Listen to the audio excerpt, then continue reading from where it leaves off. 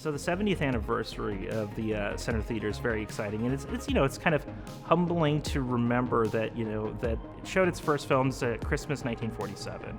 So it was one of those original early movie houses that had its heyday and from the time it opened in 1947 through especially the 1950s. By the 1970s, when the Center Theater kind of fell into sort of a different phase in its life, people were moving out to the suburbs. I mean, downtowns across the country were losing the life that they had even 10, 15 years before that.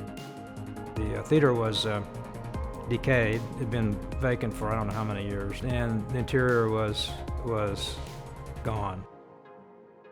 We were able to obtain the original construction documents from an archive in Kansas City. Robert Bowler was the original architect, and he did hundreds of movie theaters across the country.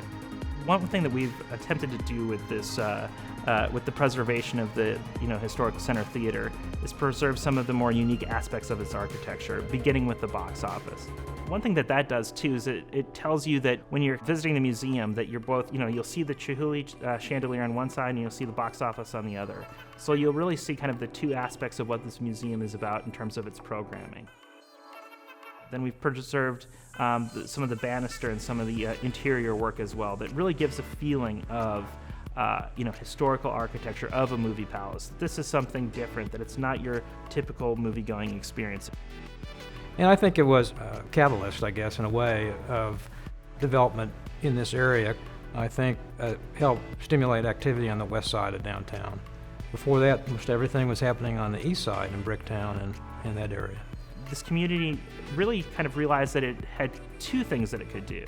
That it could, that it could bring this museum downtown, finally sort of in a place that would be a focal point for the community, and that it could also support film in this community through a through the restored movie theater. So it really is sort of bringing both of these under the same umbrella, and to me it makes a lot of sense. Every city needs to have those institutions.